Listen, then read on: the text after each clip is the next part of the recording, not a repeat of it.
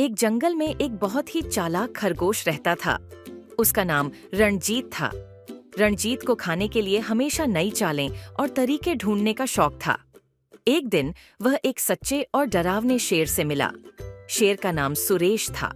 सुरेश जंगल का सबसे डरावना और सबसे प्रभावशाली जानवर था। रणजीत ने सोचा, मुझे इस सच्चे शेर को कैसे हराना होगा। वह बहुत सोचा और फिर एक चाल सोची। वह शेर के पास गया और बोला, आप जंगल का सबसे डरावना जानवर हो, पर मेरे पास एक ऐसी चमत्कारी शक्ति है जिससे मैं आपको हरा सकता हूँ। सुरेश ने हंसते हुए कहा। क्या वो शक्ति है? रणजीत ने कहा, यदि आप मेरे खास चट्टान के पास आकर मेरे नाम का उच्चारण करेंगे तो मैं वो चमत्कार दिखाऊंगा। सुरेश कूदते हुए बोला। यकीन नहीं होता, चलो दिखाओ मुझे तुम्हारी चमत्कारी शक्ति। रणजीत ने सुरेश को उस चट्टान के पास ले जाया जहाँ पर एक गहरी गुफा थी।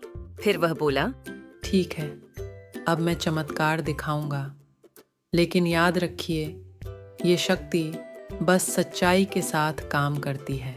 रणजीत ने चिल्लाया, मेरा नाम रणजीत है और मैं ये चमत्कार दिखाता हूँ, लेकिन कुछ होता ही नहीं।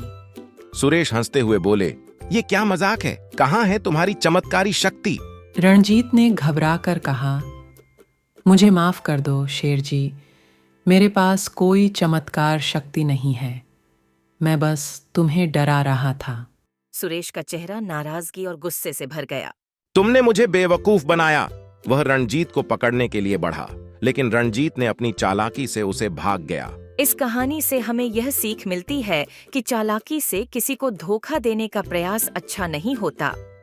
हमेशा सच्चाई और ईमानदारी का ही सही रास्ता होता है। चालाकी और धोखाधड़ी से किसी को हानि पहुंचाने की कोशिश करना बुरा होता है।